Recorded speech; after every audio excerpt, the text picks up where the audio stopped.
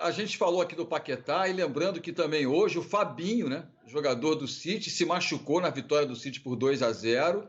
E é outro problema para o Tite na seleção brasileira, hein? Mais um que não vem.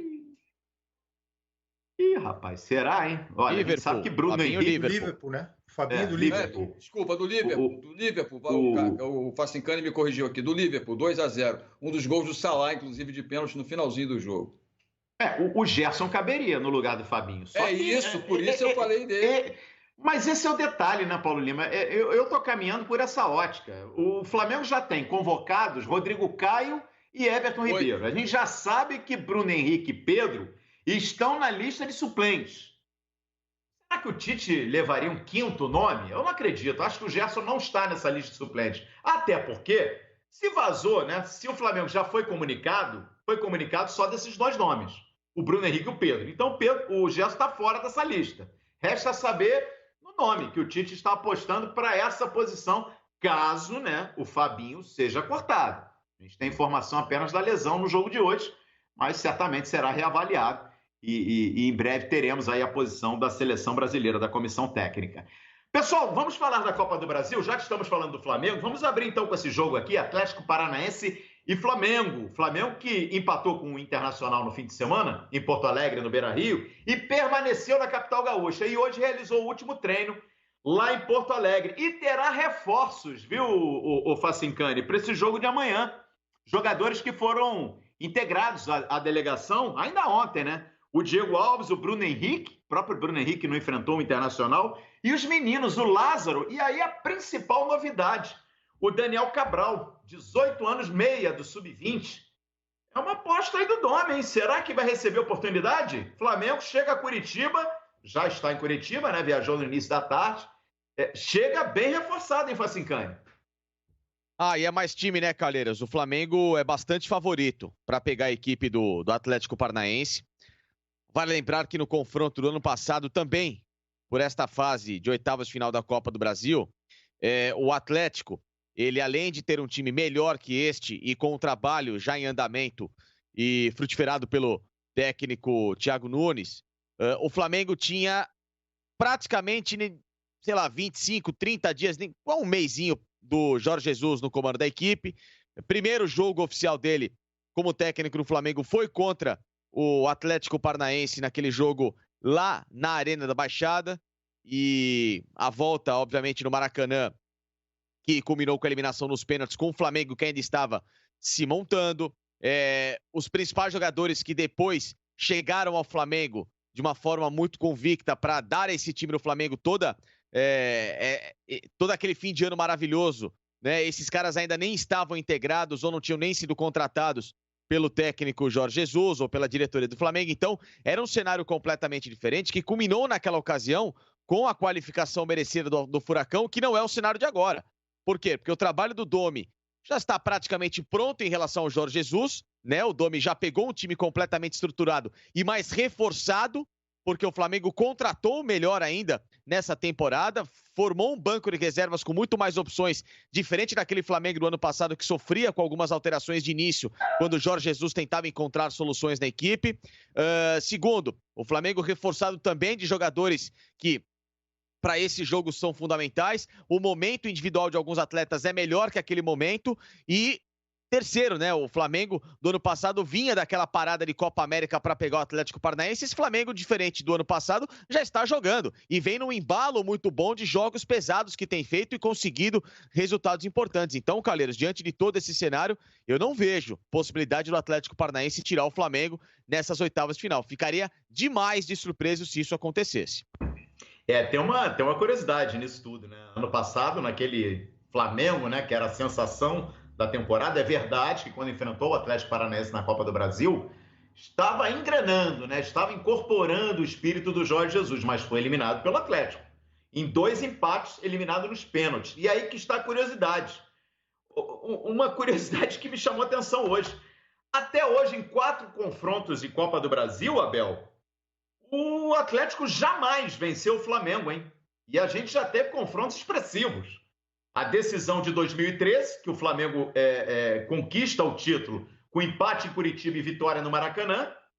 E esse confronto que eu chamei a atenção, que eu lembrei aqui do ano passado. Que passou o Atlético, mas não venceu. Empatou os 2 jogos e levou nos pênaltis. Será que quebra esse tabu em Curitiba nessa quarta-feira, Abel? Vencer o Flamengo pela primeira vez na Copa do Brasil?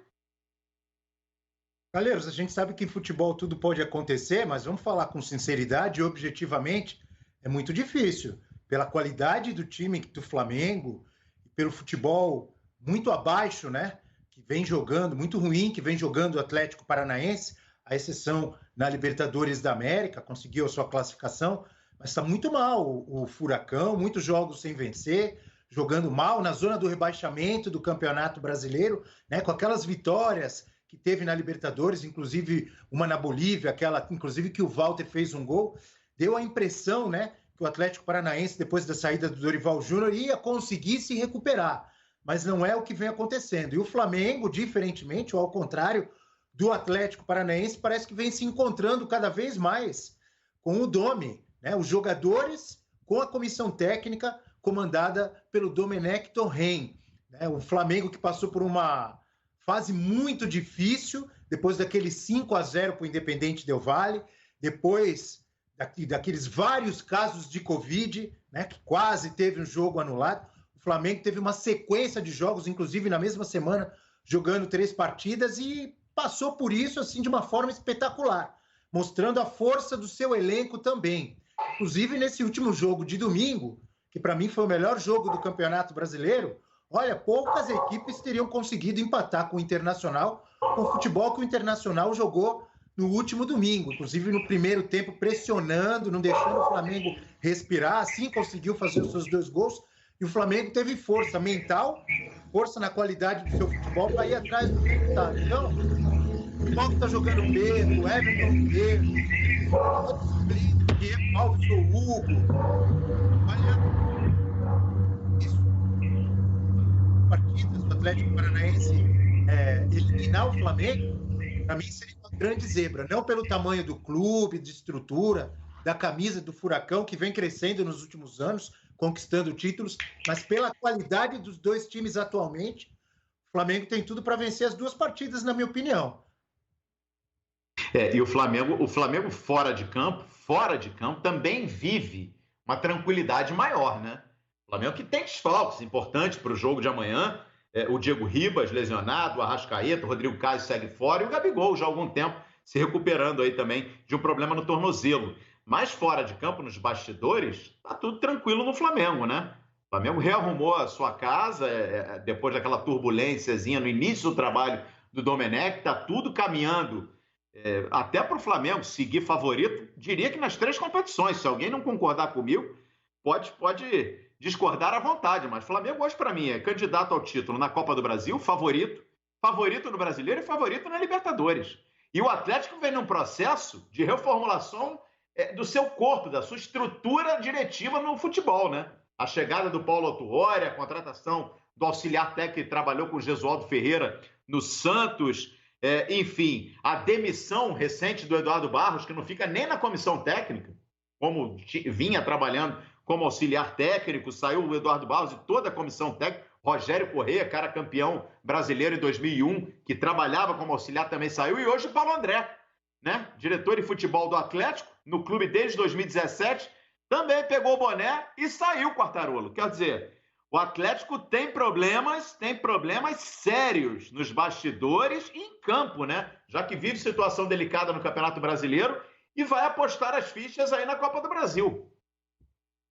Então, se você analisar, uma das principais decepções, vamos colocar assim, dessa temporada no futebol brasileiro é o Atlético Paranaense. E eu explico o porquê. Primeiro que está se desintegrando, inclusive, diretoria, comissão técnica. Aí o Paulo Autuori não sabe o que quer da vida, hora quer ser diretor, hora quer ser técnico, está acumulando funções. Todo mundo que sai no Atlético, o Paulo Autuori vai acumulando funções. Ele vai ganhar 100 milhões só de acúmulo de função, não é possível. E ele tem que decidir o que ele quer da vida. Agora, por que eu digo que é uma decepção? Porque ele teve 2 anos maravilhosos, tanto é que foi campeão da Copa do Brasil, em 2019 foi campeão, 2018 foi campeão da Copa Sul-Americana, o ano passado foi campeão da Copa do Brasil, E é um time que tem uma estrutura muito grande. O CT do Caju é maravilhoso, é realmente nível europeu. Ou seja, ele tem toda uma base, ele revela jogadores, ele tem uma organização para seguir em frente, estava num bom caminho. Aí eu pensei assim comigo, bom, esse time foi campeão da Sul-Americana, pegou um dinheiro legal, foi campeão da Copa do Brasil, que deu um dinheirão, principalmente e proporcionalmente ao que é o Atlético Paranaense, e esse time começou a vender jogador. Ele não, porque renovar é uma coisa, agora se livrar de jogadores, se livrar de treinadores e não ter metas, ou pelo menos não ter norte nenhum para seguir, e ele foi se apequenando, está definhando novamente o Atlético. O Atlético perdeu a chance de entrar aí pelo menos entre os 10, 12 melhores times do país. Era um time que no começo do ano a gente falava, olha, o Atlético vai brigar lá em cima, entre o G4, o G6, vai brigar por Libertadores. Aí, na Libertadores até que foi bem, ok. Mas se você analisar o que está acontecendo com o Atlético Paranaense, ele está se desintegrando, não dá para entender. E é um time, dizem que o Petralha manda em tudo lá, que tem 2 artigos, né? Primeiro, se você não concordar com o Petralha, você está fora. E o segundo, justamente, se refere ao primeiro. Tudo bem, mas ele é um cara que já fez muito pelo clube. O estádio é maravilhoso, o CT é maravilhoso, e de repente, me parece a distância, claro. A forma como demitiram o Dorival Júnior, eu não vou entrar na questão no mérito de campo, talvez eles tenham suas razões, o patrão pode mandar quem quiser embora, mas a forma como demitiram foi uma forma que não é da justiça do Atlético Paranaense dos últimos tempos. É um time mais, sabe, bem orientado, mais tranquilo quando toma decisões. Agora o furacão virou furacão fora e dentro. Quer dizer, para mim é uma decepção. O Atlético Paranaense era para estar muito lá em cima, era para brigar por Libertadores, pelo menos até quartas de final, semifinal, e você olha para o time do Atlético, só tem o goleiro. Ainda vendeu o Renan Lodge, pegou um dinheiro grande também. Quer dizer, o que está fazendo o Atlético da vida? O que ele quer da vida? O Paulo André, na saída, ele destacou os problemas, né, do Atlético Paranaense na virada da temporada 19 para 20. Primeiro, a perda de 10 atletas que estavam em final de contrato, né, contratos de empréstimos. Nem todos conseguiram permanecer, ou melhor, nem todos o Atlético conseguiu, né, manter no elenco. E fora os outros que saíram, né? O próprio Léo Pereira, que foi para o Flamengo, o próprio Rony, que vai para o Palmeiras, jogadores importantes que estiveram naquela campanha brilhante na Copa Sul-Americana e depois também na Copa do Brasil e acabaram não permanecendo. E a redução no orçamento, né? Muito em função, o Atlético não é diferente de nenhum outro clube, impactado aí pelos problemas, né? Da pandemia do coronavírus, né? Enfim, quem é que chamou? Foi você, Paulo Lima? Não, fui eu. Foi você, Abel? Fala aí. Não, fui eu só para completar rapidinho, porque a gente falou da sorte, né, do Palmeiras, de pegar o time que estava todo mundo torcendo para pegar, porque na teoria é o mais frágil. O Atlético Paranaense, por outro lado, pegou pedreiraça na Copa do Brasil, o Flamengo, e pegou pedreiraça também na Libertadores, o River Plate. Quer dizer, num momento em que está na zona do rebaixamento do Campeonato Brasileiro. É complicadíssimo. É muito complicado. E para esse jogo de amanhã contra o Flamengo, olha aqui, ó, o Jorginho e o Renato Kaiser, principalmente, que vem se firmando, né, Paulo Lima, nesse ataque do Furacão, eles não podem jogar a Copa do Brasil, porque eles já defenderam o Atlético Goianiense, né? E além deles, o Pedro Henrique, que contra o Grêmio no fim de semana, deixou o campo sentindo dores musculares, ainda está sendo aí avaliado para saber se terá condições de jogo. Quer dizer, dentro de campo, o Atlético também tem problemas. Você vê alguma possibilidade do Atlético? Na nossa enquete seria medido, né? A gente colocar o Atlético como zebra. Até porque o Atlético é o atual campeão da Copa do Brasil. Então, eliminar o Flamengo não seria zebra, na minha opinião. Mas você vê possibilidades do Atlético eliminar o Flamengo, que, repito, para mim, PL, é favorito nas 3 competições. Olha, Calheiros, indiscutivelmente o Flamengo voltou a andar no ritmo do trem-bala, né? Ali naquele iniciozinho estava aparecendo aquela Maria Fumaça lá de Tiradentes, aqui em Minas Gerais, né? Cidade histórica. A de Bento Gonçalves também, que desce para Carlos Barbosa. Então estava ali naquele, né? Só devagarinho. Agora não, meu camarada. Botou o trem-bala no trilho e foi embora, né? E caminha para isso. Eu tenho falado nos últimos programas que, gente, o Internacional é um time fortíssimo, né? Candidatíssimo. O Flamengo pegou o Inter sem Bruno Henrique, sem Arrascaeta, sem Gabriel Barbosa e deu um calor no Colorado no final. Né? O Inter pressionou na saída de bola e tal, erros crassos de defesa. Não estou aqui defendendo que tem que dar chutão a todo jogo, muito pelo contrário. Mas em alguns momentos, joga para lateral, se livra da bola. O Henrique, o Gustavo, zagueiro do Flamengo, não viu nem que o Galhardo estava atrás dele. Uma desatenção total. Então, assim, o Flamengo, mesmo contra o Inter todo-poderoso, sobrou no segundo tempo. Sobrou. Dizer que a preocupação com o Atlético Paranaense é grande é exagero. Pode dar uma reviravolta? Eu não acredito.